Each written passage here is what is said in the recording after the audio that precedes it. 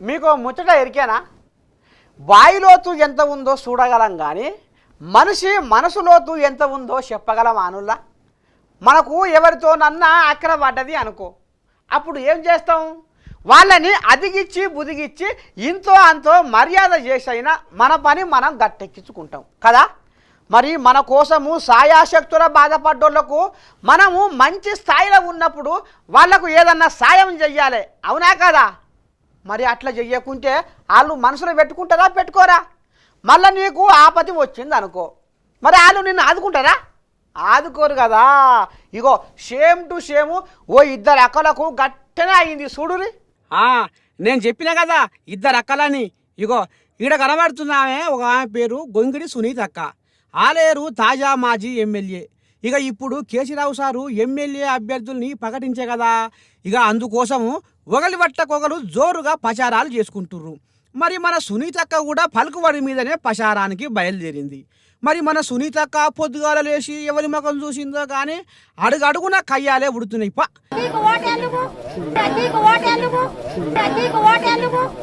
నాకేమొత్తి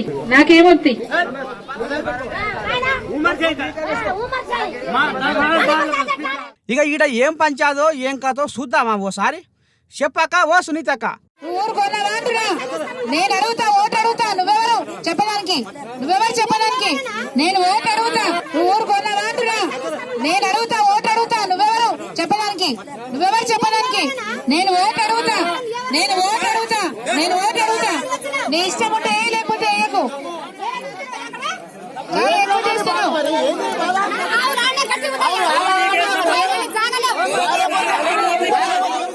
అరే సునీతక్క, ఏందాకా గంతగానం కోపడుతున్నావు?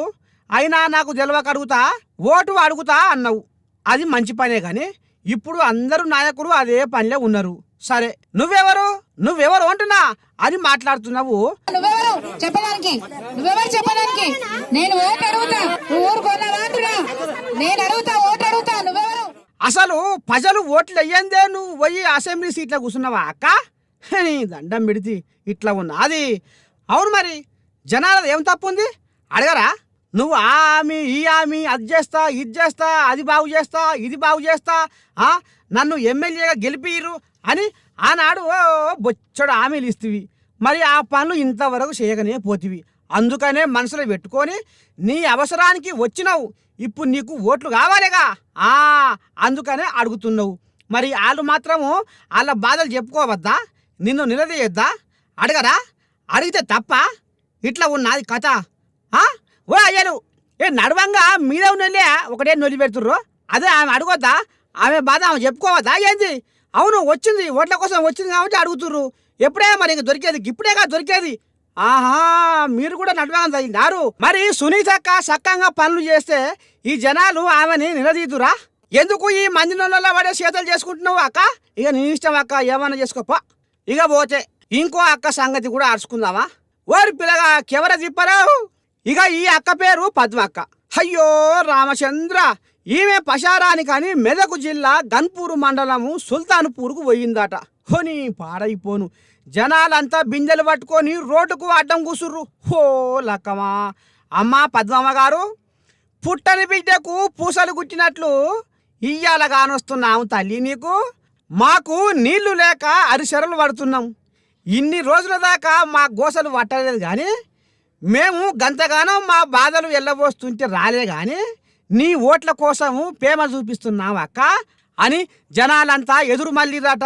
మరి తోట 3 బారెలు కాయ 6 బారెలు అన్నట్టు ఇయ్యాల మాకు శుద్ధులు చెప్తానికి వస్తున్నావా అని బాగానే నిలదీసిరట. ఇప్పుడు మా ఊర్లో ఏం చేసిరు మేడం మీరు ఓటాడుకోరో? ఇండ్లు కావాలన్నారు.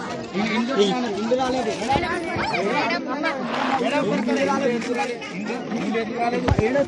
ఇప్పుడు మా ఊర్లో ఏం చేసిరు మేడం మీరు ఓటాడుకోరో? ఇండ్లు కావాలన్నారు. పాపం పద్మక్కకు ఏడ్చే అంత బాధ అనిపించిందట. అయినా నువ్వు అన్న మాటలు నిలబెట్టుకుంటే కయ్యం పుట్టేదా అక్క? ఏం చక్కదనం ఇయ్యాలా?